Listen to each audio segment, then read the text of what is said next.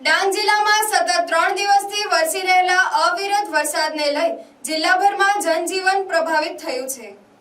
ડાંગ જિલ્લામાં સતત 3 દિવસ ધોધમાર વરસાદ વરસી રહ્યો છે, જેને લઈ ડાંગ જિલ્લામાંથી પસાર થતી પૂર્ણા, અંબિકા અને ખાપરી નદીમાં ઘોડાપૂર આવ્યું હતું, તો ડાંગના પ્રવેશ દ્વાર વઘઈ ખાતે આવેલ ગીરાધોધ પોતાના રૌદ્ર સ્વરૂપ ધારણ કરતા સોડેકળાએ ખીલી ઉઠ્યો હતો, તો 20 થી વધુ કોઝવે પાણીમાં ગરકાવ થતા માર્ગો પરનો અવરજવર બંધ કરવામાં આવ્યો હતો।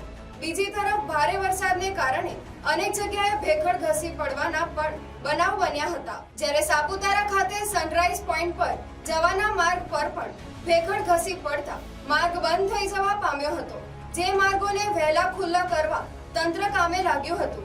જો કે બપોર બાદ વરસાદનું જોર ઘટતા તંત્રએ રાહતનો શ્વાસ લીધો હતો।